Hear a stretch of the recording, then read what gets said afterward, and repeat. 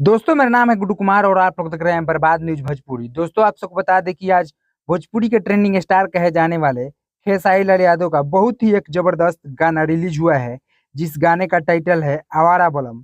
जी हाँ, टाइटल थोड़ा अजीब है लेकिन गाना बोलबम गाना है। और दोस्तों आप सबको बता दें कि इस गाने को लिखे हैं हमारे जाने माने कवि अखिलेश कश्यप जी और इस गाने में म्यूजिक दिए हैं प्रियांशु सिंह। और आप सबको बता दें कि काफी तगड़ा लेवल का इस गाने का वीडियो शूट किया गया है। और आप सबको बता दें कि ये गाना खेसारी म्यूजिक वर्ल्ड से रिलीज हुआ है। काफी प्यारा सॉन्ग है, आप लोग सुन सकते हैं जाकर। हालांकि ये गाना को कुछ दिन पहले ही शूट कर लिया गया था लेकिन इसे अभी रिलीज किया जा रहा है। और जाते जाते आप सबको बता दें पावर स्टार पवन सिंह के गाने के बारे में। आप सब तो जानते ही हैं कि कल पावर स्टार पवन सिंह का यसी म्यूजिक से एक गाना रिलीज हुआ और वो गाना शुद्ध बोलबम सॉन्ग है। काफी प्यारा गाना है लेकिन व्यू के मामले में वो गाना काफी पीछे है।